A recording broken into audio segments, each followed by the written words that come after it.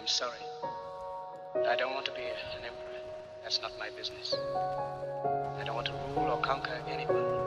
I should like to help everyone if possible. Jew, Gentile, black man, white.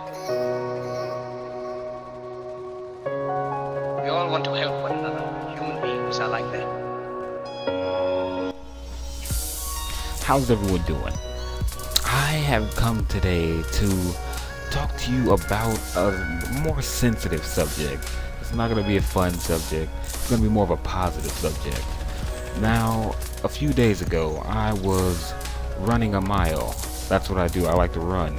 I like to work out because it's part of the career I'm chasing. I have to be fit for it. Now, as I was running, and remember that I was running at nighttime. It was about maybe 9 or 10 at night. And as I was running, I come across this girl. She asked me what time it was. And I told her it was about a little past 9. And she was like, okay. And she was sitting there, she was holding her stomach. And as she was holding her stomach, I was like, are you okay? And she was like, I'm having really bad contractions. It turned out she was pregnant. Pretty much is what I'm saying. Now, her being pregnant, I asked if she needed an ambulance or anything like that. And of course, she didn't need one. Because she said it happens all the time. But what is she doing out there by herself? What is she doing out there by herself? And the next thing that really shocked me was her age. She was 13 years old. 13 years old, pregnant. And the worst of it all is how she got the baby is she was raped by her stepdad. And is still being raped by her stepdad. Now, isn't that shocking? Now, I don't like putting people's business out there, so I'm not going to give you her name. But I'm not saying this is the first time I've heard about something like this happening, because it isn't.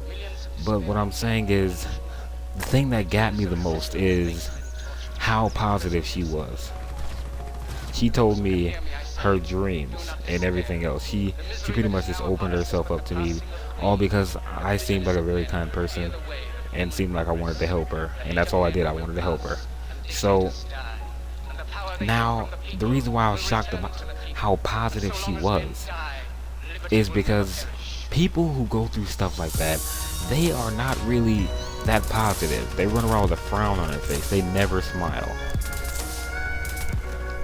And they give up on their dreams. But her, she said that she wanted to be a school teacher. And I didn't really expect that from her. I thought that she would hate life, as some people do. I guess when conflict comes upon, I guess people take it differently, I guess when things happen to some other people, they just take it differently.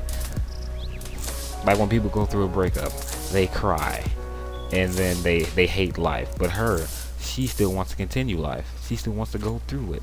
So that really surprised me. Now, getting to the point, it's not about the story. It's not about what she's going through. It's about her being so positive. If you have a dream, go for it. Do not let anyone stand in your way. If they tell you you can't do something, just tell them this. Tell them to call this number, 1-800-EAT-A-DICK, because anything is possible, and I promise you that. And if you have a dream, just go for it, because you don't want to miss out on that opportunity. Now, if you don't go for your dreams, and you're like many years later, you're sitting at home wondering, what if I had went for those dreams? What would have happened if I went for that shot? If I got my shot? What would have happened if I had went for that dream and actually made it? Your life would be totally different right now.